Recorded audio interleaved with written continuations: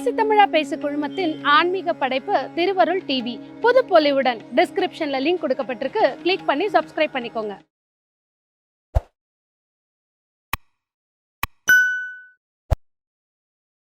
பேசு தமிழா பேச நேயர்களுக்கு வணக்கம். மற்ற மாநிலங்களில் குறிப்பாக பாரதிய ஜனதா கட்சி எங்கெல்லாம் ஆட்சியில் இருக்கோ அந்த மாநிலங்களில் ஒரு சின்ன விஷயம் நடந்தால் கூட இங்கே இருக்கக்கூடிய திமுக கட்சியும் சரி, அவருடைய ஆதரவாளர்கள், அவருடைய கூட்டணி கட்சிகள்லாம் உடனடியாக ரியாக்ட் பண்ணுறதை நம்ம பார்த்துருப்போம். இன்னொரு பக்கம் தமிழ்நாட்டில் ஏதாச்சும் ஒரு விஷயம் நடந்தால் அப்படி ஒரு விஷயமே நடக்காத மாதிரி ஒரு பிம்பத்தை ஏற்படுத்த தொடர்ந்து மௌனம் சாதிப்பதையும் நம்ம பார்த்துருப்போம். ஸோ இந்த விஷயம் இப்போ கொஞ்சம் மாற தொடங்கியிருக்கு அப்படின்றத நம்ம பார்க்கலாம். குறிப்பாக விடுதலை சிறுத்தைகள் கட்சி ஆளும் திமுக அரசுக்கு எதிராக தீவிரமாக களமாட தொடங்கியிருக்கு அப்படின்னு ஒரு விஷயம் பேசப்படுது. திமுக விசிக இந்த உறவை நாடாளுமன்ற தேர்தலுக்கு முன், நாடாளுமன்ற தேர்தலுக்கு பின் அப்படின்னு பிரிக்கிற அளவுக்கு நிறைய விஷயங்கள் உள்ள நடந்துட்டு இருக்கு அப்படின்னு சொல்லி பேசப்படுது. என்ன நடக்குது திமுக விசிகாவுக்கு இடையில அப்படின்றத குறித்து தான் இந்த வீடியோல பார்க்க போறோம். சமீப காலமா விசிக நிர்வாகிகளும் சரி, விசிக தலைவர்களும் சரி, அவர்கள் பேசக்கூடிய பேச்சுக்களும் அவருடைய செயல்பாடுகளும் திமுகவிற்கு நேரடி எதிராக இருக்கு. இந்த கூட்டணி நீடிக்குமா நீடிக்காதா அப்படின்ற ஒரு குழப்பமே அவங்களுக்குள்ள ஏற்பட்டிருக்கு அப்படின்ற ஒரு பேச்சு எழுந்திருக்கு. அதற்கு என்ன காரணம் அப்படின்னு பாத்தீங்கன்னா, கள்ளக்குறிச்சி கள்ளச்சாராய மரணத்திற்கு முதல் போராட்டத்தை முன்னிறுத்தியதே விசிக தான். பெரியாருடைய பிறந்தநாளான செப்டம்பர் 17ஆம் தேதி தமிழகத்தில் பூரண மதுவிலக்கு வேணும் அப்படின்ற ஒரு விஷயத்தை முன்னிறுத்தி மாநாடு நடத்த போறதா திருமாவளவன் அவர்கள் அறிவிச்சிருக்காரு. மேலும் தலித் தலைவர்களுக்கு தமிழ்நாட்டில் பாதுகாப்பு இல்லை அப்படின்ற ஒரு மிகப்பெரிய குற்றச்சாட்டையும் திருமாவளவன் அவர்கள் முன் வச்சிருக்காரு. சட்டமன்ற கூட்டத்தொடரில் பேசிய விடுதலை சிறுத்தைகளுடைய எம்எல்ஏ திரு பனையூர் பாபு அவர்கள் என்ன சொல்றாரு அப்படின்னா, வேங்கவேலில் பாதிக்கப்பட்ட மக்களுக்கு எதிராக காவல்துறை நிற்கிறது அப்படின்னு சொல்லி மிகப்பெரிய குற்றச்சாட்டு முன் வச்சிருந்தாரு. இது திமுக மத்தியில் ஒரு சலசலப்பை ஏற்படுத்தியிருந்தது. ஆணவ கொலைகள் தடுப்பு சட்டம் குறித்து பதிலளித்த முதல்வர் ஸ்டாலின் அவர்கள் எதுக்காக நம்ம புதுசா ஒரு சட்டத்தை கொண்டு வரணும், இருக்கிற சட்டத்திலேயே நம்ம தீவிரமான நடவடிக்கைகள் எடுக்கலாமே அப்படின்னு சொல்லிட்டு ஒரு கருத்தை முன் வச்சிருந்தாரு. ஆனா அதையும் மீறி விடுதலை சிறுத்தைகள் எம்எல்ஏ ஆளூர் ஷானவாஸ் ஆணவ கொலைகளுக்கு எதிராக தனி சட்டம் வேணும் அப்படின்னு கவன ஈர்ப்பு தீர்மானத்தை கொண்டு வந்திருந்தாரு. கடந்த வாரம் பாத்தீங்கன்னா பகுஜன் சமாஜனுடைய மாநில தலைவர் திரு ஆம்ஸ்டாங் அவர்கள் கொடூரமான முறையில் கொல்லப்பட்டிருந்தாரு. இந்த படுகொலைக்கு காரணமானவர்களை இரவோடு இரவாக தமிழக காவல்துறை கைது பண்ணிருக்கு அப்படின்னு தமிழக முதல்வர் மு க ஸ்டாலின் அவர்கள் ட்வீட் போட்டிருந்தாரு.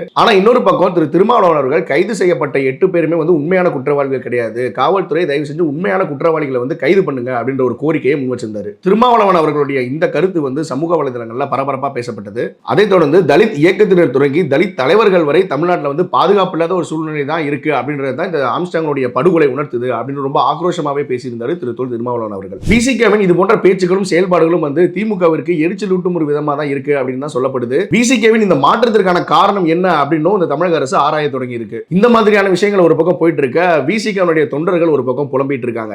ஏன்னா திருச்சியில் நடந்த வெல்லும் ஜனநாயக மாநாட்டில் எவ்வளவு கூட்டம் கூடுச்சு அப்படின்றத நம்மளும் பார்த்தோம். நிக்க கூட இடமே இல்லாம அந்த ஸ்டேடியத்துக்கு வெளியே கூட நிறைய பேர்லாம் நின்று இந்த கூட்டத்தை கூட பார்த்தோம். இந்த மாதிரி ஒரு கூட்டத்தை தமிழக முதல்வர்கள் நேரிலேயே அந்த மாநாட்டில் பார்த்திருந்தாரு. அப்படி நேரில் பார்த்தும் கூட விசிகவுக்கு கடந்த நாடாளுமன்ற தேர்தலில் 2 தொகுதிகள் மட்டும் தான் ஒதுக்கி இருந்தாங்க. ஆனா அதிமுக பாத்தீங்கன்னா 3 இருந்து 5 சீட்டு வரைக்கும் தரதா இருந்தாங்க. ஆனா நம்ம இண்டி கூட்டணி வெற்றி பெறணும் அப்படின்ற ஒரு ரீசனுக்காக நம்ம அதை மறுத்து திமுக வரையும் நம்ம கூட்டணியை தொடர்ந்தோம். வருகின்ற 2026 தேர்தலில் 12 முதல் 15 தொகுதிகள் வரை எந்த அணி கொடுக்குதோ அந்த அணியை தான் தலைமை பரிசீலிக்கணும் அப்படின்னு தொண்டர்கள் ஒரு பக்கம் புலம்பிட்டு இருக்காங்க. திமுக தலைமையானது இந்த ஒரு விஷயத்தை ரொம்ப கவலையுடனே பார்க்கிறாங்க. அதே நேரத்தில் அமைதியாகவும் இந்த ஒரு விஷயத்தை கையாண்டுட்டு இருக்காங்க. அதே திமுகவில் இருக்கக்கூடிய சிலர் அப்படிலாம் இருக்காது, சமூக வலைதளங்களில் பேசுறதை வச்சு நம்ம ஒரு முடிவுக்கெல்லாம் வர முடியாது அப்படின்ற ஒரு எண்ணத்திலையும் இருக்காங்க. விடுதலை சிறுத்தைகள் கட்சி மட்டும் இல்லாம திமுக கூட்டணியில் இருக்கக்கூடிய பிரதான கட்சியான காங்கிரசும் இந்த மாதிரியான நிலைப்பாடு முன்னெடுக்கிறாங்க. காங்கிரஸ் கட்சியினுடைய தலைவராக செல்வ பெருந்தகை வந்ததுக்கு அப்புறம் அவருடைய பேச்சுக்கெல்லாம் நம்ம அப்படிதான் பார்க்க முடியுது. ஏன்னா எவ்வளவு நாள் தான் நம்ம ஒரு கூட்டணி கூடிய இருக்கிறது, நமக்குன்னு காங்கிரஸ்க்குன்னு ஒரு தனித்தன்மை இருக்கு அப்படின்லாம் அவர் பேசுறதை நம்ம பார்க்க முடிஞ்சது. ஸோ அவங்களும் இந்த கூட்டணி விட்டு விலகுறாங்களா அப்படின்ற பேச்சும் உள்ள எழுந்திருக்கு. சமீப காலமாக எதிர்க்கட்சிகளால் பெரும்பாலும் விமர்சிக்கக்கூடிய ஒரு விஷயம் தான் திமுகவால் கூட்டணி இல்லாமல் வெற்றி பெற முடியாது, தனிச்சு நின்று அவங்களால வெற்றி பெற முடியுமா அப்படின்லாம் கேள்வி கேட்டிருந்தாங்க. ஆனா அதெல்லாம் காதுல வாங்கிக்காம திமுக தன்னுடைய கூட்டணியை இன்னும் எப்படிலாம் பலப்படுத்தலாம் அப்படின்ற ஒரு விஷயத்தை தான் யோசிச்சுட்டு இருக்காங்க. நாம் தமிழர் கட்சி தங்களுடைய கூட்டணியில் இணைத்துக் கொள்ளலாமா அப்படின்னு அதிமுக பேச்சுவார்த்தை நடத்தியதா ஒரு தகவல் வெளிவந்திருந்தது. இதே நேரத்தில் 2026 பாத்தீங்கன்னா நடிகர் விஜய் அவர்களும் அரசியல் களத்துக்கு வராரு. 2026ஆம் ஆண்டு தேர்தலில் ஒருவேளை காங்கிரசும் விடுதலை சிறுத்தைகள் கட்சிகளும் திமுக கூட்டணியை விட்டு வெளியேறினா அது கண்டிப்பா திமுகவுக்கு தான் ஒரு பலத்த அடியா இருக்கும். கடந்த தேர்தலிலேயே விடுதலை சிறுத்தைகள் அதிமுகவோட சேர்ந்து பயணிக்கலாம் அப்படின்னு பேச்சுவார்த்தை நடத்ததா செய்திகள்லாம் வந்தது. ஸோ 2026 தேர்தலில் ஒன்று ஏடிஎம்கே அப்படி இல்லைன்னா தமிழக வெற்றி கழகத்தோட விடுதலை சிறுத்தைகள் கட்சி சேர்ந்து பயணிக்கலாம் அப்படின்னு சொல்லிட்டு அரசியல் வட்டாரங்கள்ல பேசப்படுது. இந்த விஷயம் குறித்து இப்போ நம்ம கூட பேசுறதுக்காக விடுதலை சிறுத்தைகள் கட்சியிலிருந்து மாலின் அவர்கள் இணைஞ்சிருக்காங்க. அவங்க கூட தான் பேச போறோம். சார் வணக்கம். வணக்கம் சார். இப்போ ஆம்ஸ்டாங் அவர்கள் வந்து படுகொலை செய்யப்பட்டதிலிருந்து திருமாவளவன் அவர்கள் வந்து ஒரு பிரஸ் மீட் கொடுத்திருந்தாரு. இந்த மாதிரி 8 குற்றவாளிகள் வந்து இவங்க உண்மையான குற்றவாளிகள் கிடையாது, தமிழக அரசு வந்து உண்மையான குற்றவாளிகளை வந்து கண்டுபிடிக்கணும் அப்படின்னு சொல்லி அரசுக்கு எதிராக வந்து அந்த விஷயங்கள் பேசியிருந்தாரு. ஸோ இதுல இருந்து ஒரு என்ன பேச்சு வருது அப்படின்னா, அடுத்த தேர்தலுக்கு வந்து திமுக கூட்டணியில வந்து விசிக இருக்காது, விசிக வந்து பிரிஞ்சு போயிடும் அப்படின்ற ஒரு பேச்சு வந்து எழுந்திருக்கு. இதை பத்தி எப்படி பாக்குறீங்க சார்? விடுதலை சிறுத்தை கட்சி தலைவர் எழுச்சி தமிழர் அவர்கள் பிரஸ் மீட்ல சொன்னது உண்மை குற்றவாளிகளை கண்டுபிடிக்கணுங்கிறது. ஏனென்றால் ஆனால் ஆம்ஸ்டாங்குடைய அந்த படுகொலையில் உண்மை குற்றவாளி கிடையாது, சரண்டர் ஆனவங்களாம். ஆகையால் முதல் சரண்டர் ஆனவங்களை பற்றிட்டு நம்ம வந்து குற்றவாளின்னு உடனே பிக்ஸ் பண்ண முடியாது. இதுக்கு பின்னாடி இருக்கிற நிறுவனங்கள், அவருக்கு முதலாளிகள், தொழிலதிபர்கள், அவருக்கு எதிரான சக்திகளை கண்டறிய வேண்டும். அவர்கள் பொருளாதார உதவியோ மற்ற ஆயுத உதவி கொடுத்திருக்கலாம். அதனால வந்து உண்மை குற்றவாளிகள் இதுக்கு பின்னாடி இருக்காங்கன்னு சொல்லியிருக்காரு. அது உண்மையும் கூட. ஒவ்வொரு தகவலும் நமக்கு புதுசா வந்துகிட்டே தான் இருக்கு. ஆம்ஸ்டாங் கொலை வழக்கு பத்தி தினந்தோறும் ஒரு செய்தி புதுசா வருது. அப்ப இப்ப கூட வந்து அதுல முக்கிய குற்றவாளியான திருவங்கடத்தை என்கவுண்டர் பண்ணிருக்காங்க. அப்ப இதுல இருந்து நம்ம என்ன பாக்குறோம்னா, ஒரு அரசியல் ரீதியான படுகொலையாக தான் ஆம்ஸ்டாங் வழக்கு பாக்குறோம். ஆனால் ஊடகங்கள் சித்தரிக்கிறது என்னன்னா, அவர் வந்துட்டு வேற மாதிரி சித்தரிக்கிறாங்க.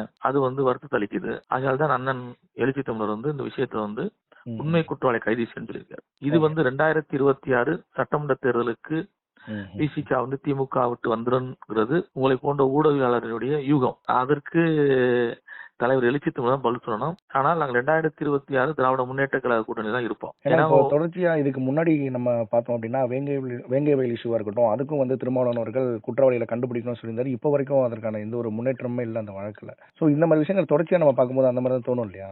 சில காவல்துறை தாழ்த்தப்பட்ட மக்கள் மீது நடத்தப்படும் வன்கொடுமைகளை தீவிரமாக நடவடிக்கை எடுக்கணும். ஆனால் தமிழ்நாட்டினுடைய காவல்துறை, தமிழ்நாட்டில் இருக்கும் உளவுத்துறை தாழ்த்தப்பட்ட மக்கள் பாதிக்கப்படும் போதோ, படுகொலை செய்யும் போதோ கில்லுக்கிறியா நினைக்கிறாங்க. இது வருத்தமா இருக்கு. ஏனென்றால் இன்றைக்கு மதுரையில் தலைவர் எழுச்சி தமிழுடைய பிறந்த நாள் சுவர் விளம்பரத்தை காவல்துறை உதவியோடு சாதி இந்துக்கள் அளிக்கிறாங்க. மதுரையில 3 நாட்களுக்கு முன்னாடி அளிச்சிருக்காங்க, பூலாம்பட்டின்னு ஒரு கிராமத்துல. இது தொடர்ந்து காவல்துறையோடைய ஒப்புதலோடு உடந்தையோடு தான் நடக்குது. இப்ப ஆம்ஸ்டாங்கனுடைய கொலை வழக்க பாத்தீங்கன்னா, அவர் துப்பாக்கி வச்சிருந்தாரு, லைசன்ஸ் துப்பாக்கி வச்சிருந்தாரு, துப்பாக்கி வந்து காவல்துறை ஒப்படைச்சிருந்தாரு, காவல்துறை அவர் எச்சரிச்சிருந்துச்சு. இப்படி பல்வேறு கோணங்கள்ல வந்து காவல்துறை சுத்தியே இருக்கு. அப்ப உளவுத்துறை என்ன செய்யுது எங்களுடைய கேள்வி. தமிழ்நாட்டிற்கும் உளவுத்துறை என்ன செய்யுது? இன்னைக்கு தாழ்த்தப்பட்ட தலைவர்களுக்கோ, இல்ல தாழ்த்தப்பட்ட கட்சி சார்ந்த நிர்வாகிகளுக்கோ, இல்ல சமூக செயல்பாட்டாளர்களுக்கோ பாதுகாப்பு கிடையாது நீங்க பாத்தீங்கன்னா. ஆனா ஒரு பெரிய அடுக்கு பாதுகாப்புகளை, 3 அடுக்கு 4 அடுக்கு பாதுகாப்புகளை பெரும் முதலாளிகள் போட்டு வச்சிருக்காங்க. காவல்துறை பெரிய நிறுவனங்களுக்கு பாதுகாப்பு கொடுக்குறாங்க, டாஸ்மாக்கு பாதுகாப்பு கொடுக்குறாங்க, போதுமா? ஆனால் இங்க தாழ்த்தப்பட்ட தலைவர்களுக்கோ இல்ல தாழ்த்தப்பட்ட கட்சி, விடுதலை சிறுத்தை கட்சி நிர்வாகிகளுக்கோ பாதுகாப்பு இல்ல. அச்சத்தை ஏற்படுத்துது. சமூகத்துக்கு நடக்கிற கொடுமைகளுக்கு எதிராக போராடுற வரதே பயமா இருக்கு. திமுக சார்ந்து தமிழகத்துல எந்த ஒரு விஷயம் நடந்தாலுமே கூட்டணி கட்சிகள் வந்து ரொம்ப அமைதியாவே அதை கடந்து போயிருவாங்க அப்படின்ற ஒரு பேச்சு வந்து பொதுவாகவே மக்கள் மத்தியில் இருக்கு. சோ அதை தாண்டி இப்ப ஆம்ஸ்டாங் அவர்களுடைய வழக்குல வந்து எதிர்த்து திருமாவளவன் அவர்கள் பேசுறதுனால இந்த ஒரு விஷயங்கள் வந்து தோணுதும். பேச வேண்டிய நாங்கள் எல்லா விஷயத்தையும் எடுத்து பேசிருக்கோம். விடுதலை சிறுத்தை கட்சி வேங்கவையில் நடந்த உடனே அன்றைக்கு புத்தாண்டு கொண்டாட்டத்தில் இந்த நாடு இருந்த போது வேங்கவேல கண்டிச்சு நாங்க ஆர்ப்பாட்டம் நடத்திருக்கோம். தங்கை ஸ்ரீமதி இறந்த உடனே விடுதலை சிறுத்தை களத்தில் நின்றா ஸ்ரீமதி வழக்குல உண்மை குற்றவாளி கைது சொல்லி கள்ளக்குறிச்சியில 10,000 பேரை திரட்டி போராட்டம் பண்ணிருக்கோம். அதே மாதிரி திருநெல்வேலியில பள்ளி மாணவன் சின்னத்துறை பாதிக்கப்பட்ட உடனே அதை கண்டித்து போராட்டம் நடத்திருக்கோம். அந்த சம்பவத்தில் ஈடுபட்ட மாணவர்களுக்கு மனநல மருத்துவர்கிட்ட சென்று ஆலோசனை வழங்கணும், அவங்களுக்கு பாதுகாப்பு கொடுக்கணும் இருக்கோம். இப்படி தென் மாவட்டங்களா இருக்கட்டும், வட மாவட்டங்களா இருக்கட்டும், மேற்கு மாவட்டங்களா இருக்கட்டும், எல்லா மாவட்டங்கள் நடக்கிற வன்கொடுமைகளுக்கு எதிராக விடுதலை சிறுத்தை கட்சியும் தலைவர் எழுச்சி தமிழரும் களத்தில் இருக்கும். அந்த 3 ஆண்டுகளை 23 போராட்டங்கள் பண்ணிருக்கோம். 23 ஆர்ப்பாட்டங்கள் எழுச்சி தமிழர் தலைமையில் நடந்திருக்கு. இப்ப கள்ளக்குறிச்சி நடந்த டாஸ்மாக் விஷயத்த கூட வந்து அந்த கள்ளச்சாராய சாய்வு 2 நாட்கள் கள்ளக்குறிச்சி தலைவர் இருந்தார். டாஸ்மாக இழுத்து மூட சொல்லி போராட்டம் நடத்துறோம். கள்ளச்சாராயத்துக்கு எதிராக போராட்டம் நடத்துறோம். திருச்சியில நடந்த வெல்லும் சனநாயக மாநாட்டுல அவ்வளவு கூட்டம் நடந்தது. அந்த கூட்டத்துல கூட முதல்வர் ஸ்டாலின் அவர்கள் பங்கேற்று இருந்தாரு. அது எவ்வளவு கூட்டம் வந்தது நம்ம பார்த்தோம். அப்படி பார்த்தும் 2 தொகுதிகள் தான் நமக்கு எலெக்ஷன்ல வந்து கொடுத்திருக்காங்க. அதிமுக தொகுதியில 5-6 தரேன்னு சொல்லும் போது கூட நம்ம இந்தியா கூட்டணி வெற்றி பெறணும் அப்படின்றக்காக நம்ம இந்த கூட்டணியில இருந்தோம். அடுத்த தேர்தலில் யாரு ஒரு 10-20 தொகுதியாவது தராங்களோ அவங்களதான் வந்து திருமாவளவன் அவர்கள் வந்து பரிசீலிக்கணும் அப்படின்னு தொண்டர்கள் பேசுறதா போட்டிருந்தாங்க. இது உண்மையா? இதை எப்படி பாக்குறீங்க? இல்ல நானும் தொண்டர் தான், கட்சியினுடைய மண்டல செயலாளர் நானு. எனக்கும் வருத்தம் இருக்கு. நாங்கள் 25 ஆண்டுகளா தேர்தல் பாதைக்கு 25 ஆண்டுகள் ஆயிருக்கு. இப்பதான் அங்கீகாரம் பெற்றிருக்கோம். 2 நாடாளுமன்ற தொகுதியில் சொந்த சின்னத்தில் பானை சின்னத்திலிருந்து அங்கீகாரம் பெற்றிருக்கோம். கண்டிப்பா விடுதலை சிறுத்தை கட்சியும் இந்த நாட்டில் அதிகாரத்துக்கு வரணும், இந்த நாட்டில் ஒரு அமைச்சராகணும், முதலமைச்சராகணும் கூட எங்களுக்கு கனவு இருக்கு. தலைவர் எழுச்சி தமிழர் இந்த நாட்டுடைய முதலமைச்சராகணும் நாங்க விரும்புறோம். ஆனால் தமிழ்நாட்டில் இருக்கிற சூழல் அரசியலை பொறுத்துதான் தலைவர்கள் இந்த கூட்டணியை நிர்ணயம் செய்யறாரு. தொண்டர்கள்கிட்ட ஒரு வருத்தம் இருக்கு, அது வருத்தம் இருக்குதான் செய்யுது, அது இருக்கு உண்மை, அதை நான் மறுக்கல. ஆனால் தலைவர் எழுச்சி தமிழர் அவர்கள் மிகுந்த நிதானத்தோடு தெளிவோடு தான் அரசியல் பணத்தை காய் நடத்துவார். அதில் ஊடகங்களோ பத்திரிகை செய்திகள் வர்றதெல்லாம் ஏதோ யூகத்தின் அடிப்படையில எழுதுறாங்க. ஆனா 2026 விடுதலை சிறுத்தை கட்சி ஒரு பெரிய அரசியல் மாற்றத்தை தமிழ்நாட்டில் உருவாக்கும். ஓகே சார், ஓகே சார், ரொம்ப நன்றி சார். திமுக விடுதலை சிறுத்தைகள் கட்சி தொடர்ந்து இந்த மாதிரி ஒரு விஷயங்கள் நடந்துகிட்டு இருக்கு. விசிக திமுகவுக்கு எதிராக செயல்படுறதா சில விஷயங்கள்லாம் பேசப்பட்டு வருது. எப்படி இந்த கூட்டணி நகர்ந்து போகுது, இந்த கூட்டணியை எப்படி திரு ஸ்டாலின் அவர்கள் தக்க வைக்க போறாரா இல்லையா அப்படின்றதெல்லாம் நம்ம பொறுத்திருந்து பார்க்கலாம். இந்த விஷயத்தை குறித்து உங்களுடைய கருத்து என்னன்றதை கமெண்ட்ஸ்ல சொல்லுங்க. உலக தமிழ் சொந்தங்களுக்கு வணக்கம். நான் ராஜவேல் நாகராஜன். பேசு தமிழா பேசு வலையொலியுடைய வளர்ச்சிக்கு நீங்களும் உறுதுணையாக இருக்கணும்னு நினச்சிங்கன்னா இந்த வீடியோடைய டிஸ்கிரிப்ஷனில் இருக்கக்கூடிய ரேசர் பே லிங்கை கிளிக் பண்ணுங்கள். அந்த லிங்க்கில் போயிட்டு உங்களுக்கு விருப்பமான தொகையை பேசு தமிழா பேசுவனுடைய வளர்ச்சிக்கு உங்களுடைய பங்களிப்பாக நீங்கள் கொடுக்கலாம். நன்றி, வணக்கம்.